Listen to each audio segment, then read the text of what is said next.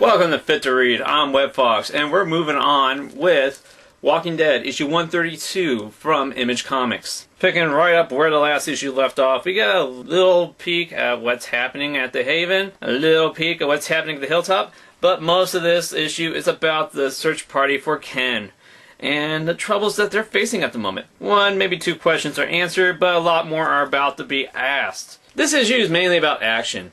There's not really much talking. It looks like there's going to be happening in the next couple of issues, but it is leading the way to the big changes that will be coming. Not necessarily a must-read, but it kind of bridges the gap of what's happening with the last issue, and I'm sure with the next issue. So this is probably one issue you could probably happily pass, but then again, I don't think you should.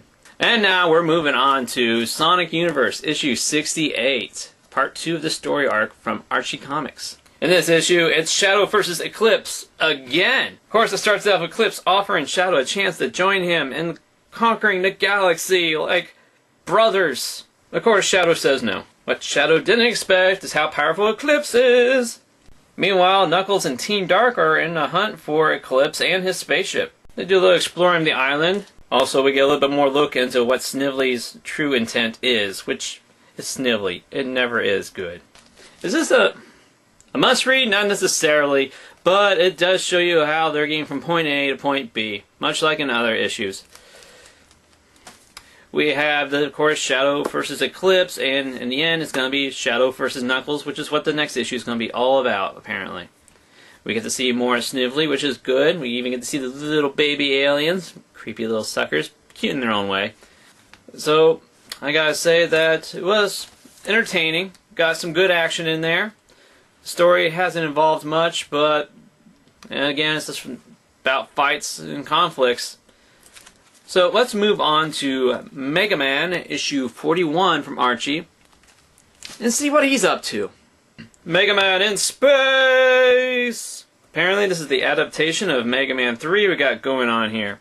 Several asteroids around the planet apparently have gone missing, so it's up to Mega Man to go out and find them. Look for the robot masters that are in control of them, get the energy parts that they have back so they can power Omega, Gamma, or whatever that big robot that Dr. Light has to help save the day. In this issue, Mega Man goes up against two robot masters, Top Man and Snake Man. I really do like Snake Man because he has snakes. And Top Man seems to be a bit more justified in his awesomeness than other people would say he is, but in the end, well, you know, he's Top Man. Meanwhile, on planet Earth, Dr. Wily is slowly trying to get a scheme going of how he can take over the world. Of course. 6 more robot masters to go. A Omega weapon that's slowly being repaired. Dr. Wily's evil schemes, and 3 more issues in this storyline. The artwork in here was very good, and the story is pretty good. I mean, like the Sonic Universe issue, it's sort of just bridging the gap of where we are here until where we need to go, which ultimately be the big boss fight and probably the last issue. So it's a bit of a pickup to see what's going on and probably how he gets those abilities for later on. But then again, I don't really think there's going to be much needed until probably the next issue. And so we are moving on to Aliens #1, Fire and Stone from Dark Horse. This takes place right before the movie Aliens, where LV-462 is being taken over by aliens. Where people that can get away are trying to get off the planet with a drone cargo ship. Many die left and right as aliens swarm the place. They manage to get the ship up, but how things go when they get it down is another story. So for those of you who have read Prometheus 1, you could sort of see what's going to happen at the end or near the end of this story arc. Which is a major downer of what Dark Horse is doing by the way that they're releasing these issues in this epic crossover.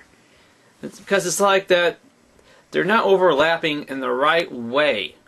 We read one issue, then we know what's happening in the next issue. We could look at previews of an issue, and we know what happened in a totally different issue. The story that they're telling could be good or interesting. It could be, if they did it in the right order. But as for the artwork, not that good. Not as good as Prometheus. this artwork is sort of deformed in a way. You look at their faces and they never look the same in panels. Even the one panel, two panels next to each other have the same character. They look totally different. And besides a few bit of hair coloring or maybe the shirt they're wearing, you probably wouldn't guess that they were the same person.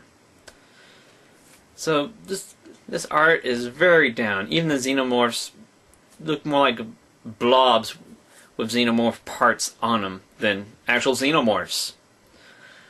Unlike the Sonic and Mega Man issues, whose art are extremely crisp, bright, and detailed, this is just a mess of color. It's like a sort of artistic painting with smudges. So I probably will pick up issue 2 of this. I don't know. I've looked at the preview pages. Seems a little interesting.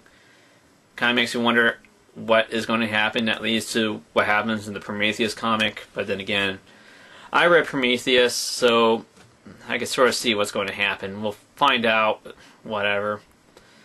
I'm not very hopeful for the rest of the comics of Alien vs. Predator or Predator.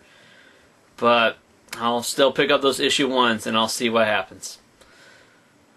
So until then, this is Web Fox. Take care.